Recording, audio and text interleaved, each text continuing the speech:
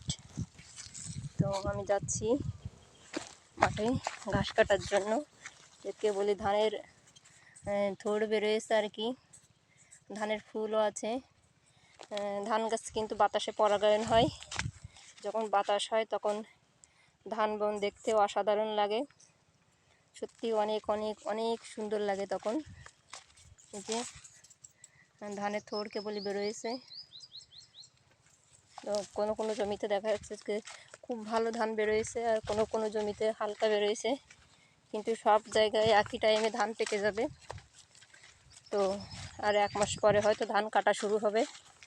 আমাদের জমিতে অনেক ঘাস হয়েছিল, তো জন নিয়ে পরিষ্কার করেছি, প্লাস নিজেও গেছি। এই যে ঘাস হয়েছে আলের উপরে, কিন্তু এদিকে অল্প অল্প ঘাস। আমি যাব ওই দূরে যাব, ওই যে এই ড্রেনের শেষ মাথায় যাব। তো সেখানে এই যে আলির গায়ে যে শান্তি ঘাস হয়েছে, এই কাটবো। কিন্তু এখানে দুই একটা ঘাস কাটতে অনেকক্ষণ লাগবে, একটা বস্তা ভরতে। তো সেখান থেকে কাটলে দ্রুত 1 বস্তা হবে। আমি সেখান থেকে ঘাস কাটবো। ধানের জমিতে তো লোকের বেশ ঘাস হয়েছে, কিন্তু ভিতরে ওই জমিটাতে এত ঘাস কেন বুঝলাম না বিষয়টা। দেখি এই তো এই আলের থেকে আমি ঘাস কাটবো। এই যে এই আলের ভিতরে অনেক ঘাস হয়েছে, কিন্তু আমি আল বরাবর যাব। ঠিক এই জমিতে এত ঘাস কেন? তো আমাদের থেকে খারাপ অবস্থা। আমার তো বাঁচার লোক নেই, আর এদের তো বাঁচার লোক আছে, তাও বাঁচেনি। ওরে মোর ক্ষুধা! এটা তো ধান হবে না, এতে তো ধান হবে না। এই কি অবস্থায়, কাদের জমিটা কি জানি।